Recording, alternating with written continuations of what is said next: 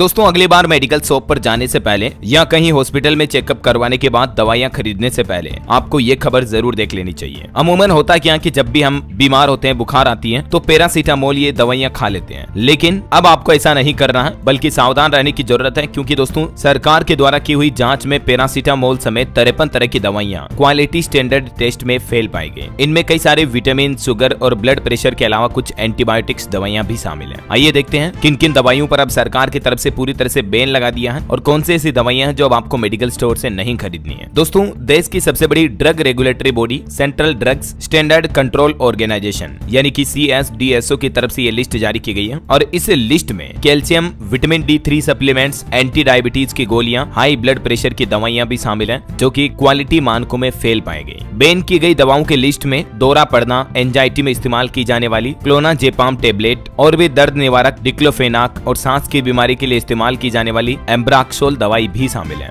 Anti fungal, fluconazole और कुछ multivitamin और कैल्शियम की गोलियां भी इसमें शामिल हैं। ये दवाइयां hetero drugs, Alkem laboratories, Hindustan antibiotics limited HAL और भी कर्नाटक की एंटीबायोटिक्स एंड फार्मास्यूटिकल्स लिमिटेड जैसी बड़ी कंपनियों द्वारा बनाई जाती है। उनकी दवाइयों के भी हालत देख लीजिए अब आप। आज दोस्तों CSDSO की तरफ से 53 दवाओं की सूची मतलब पूरी लिस्ट जारी की है, जिसमें पेट के इन्फेक्शन से लेकर एंटीबायोटिक के कई दवाइयां शामिल हैं। और ये पेट के इन्फेक्शन के लिए दी जाने वाली दवा मेट्रोनिडाजोल जो है वो भी इस जांच में फेल पाई गई, जिसे हिंदुस्तान एंटीबायोटिक्स लिमिटेड बनाती है। और इसी तरह से टोरेंट फार्मास्यूटिकल्स की सेलकोल टेबलेट्स भी जांच में असफल रही है। ये जो आज CSDSO की तरफ से 53 दवाओं की लिस्ट जारी की, जिनमें से 5 दवाइयां तो पूरी तरह से नकली थी, यानी कि दवा बनाने वाली कंपनियों ने कहा कि ये उनकी मेडिसिन नहीं है, बल्कि मार्केट में उनके नाम से जो नकली दवाइयां बेची जा रही है उनकी मेडिसिन है। ठीक है, ये PDF फाइल में भी आप देख सकते हैं, मैं इसका लिंक नीचे डाल दूंगा। इसमें वो 53 तरह की दवाओं की लिस्ट जारी की है। ये टोटल 48 दवाइयां हैं, 5 तो मैंने आपको बताया नकली दवाइयां थी, तो 48 दवाओं की लिस्ट है इस PDF फाइल में। ये जरूर आप चेक कर लीजिएगा। आपको पता होगा इससे पहले अगस्त महीने में भी सरकार ने 156 तरह की फिक्स्ड डोज कॉम्बिनेशन FDC दवाओं पर प्रतिबंध लगाया था। FDC का मतलब होता है दोस्तों फिक्स्ड डोज कॉम्बिनेशन। ये वो दवाइयां होती हैं जो कि